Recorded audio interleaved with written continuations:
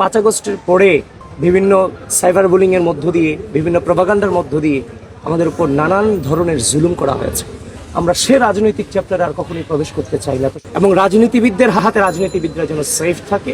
রাজনীতিবিদদের হাতে রাজনীতিবিদরা যদি সেফ থাকে, তাহলে এটার প্রভাব তৃণমূল পর্যন্ত পড়বে, যার মধ্য দিয়ে একটি স্থিতিশীল গণতান্ত্রিক বাংলাদেশ বিনির্মাণ করা সম্ভব, যেটার স্বপ্নে রাজনীতির মাঠে এসেছে। আর কাছে আরও একটা জিনিস শেয়ার করতে চাই। 5 আগস্ট পরবর্তী সময়, 5 আগস্টের পূর্বে তো আসলে আমরা লড়াই চালিয়ে গিয়েছি, কিন্তু এই 5 আগস্টের পরে বিভিন্ন সাইবার বুলিং এর মধ্য দিয়ে, বিভিন্ন প্রপাগান্ডার মধ্য দিয়ে আমাদের উপর নানান ধরনের জুলুম করা হয়েছে।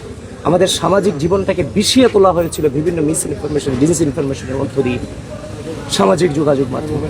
তবে আমরা ধৈর্য ধারণ করেছি। আমরা সে রাজনৈতিক চ্যাপ্টারে আর কখনোই প্রবেশ করতে চাই না। তো সুতরাং ওই যে মিস ইনফরমেশন, ডিসইনফরমেশনের জবাব দিতে গিয়ে মাঝে মাঝে আমাদেরকেও কঠোর ভাষা উচ্চারণ করতে হয়েছে, যেটা সত্যিকার অর্থে আমরা হৃদয় থেকে কঠোর ভাষা উচ্চারণ করা, কারোর সাথে উচ্চ সুরে কথা বলা, এটা কোনোভাবেই আসলে চাই না। সুতরাং আপনাদের মধ্য দিয়ে উচ্চ সুরের কারণে যদি কেউ কষ্ট পেয়ে থাকে, আমাদের ভুল বোঝা থাকে, আমাদের ক্ষমা সুন্দর দৃষ্টিতে দেখবেন এবং তাদের কাছে দুঃখ প্রকাশ করছি।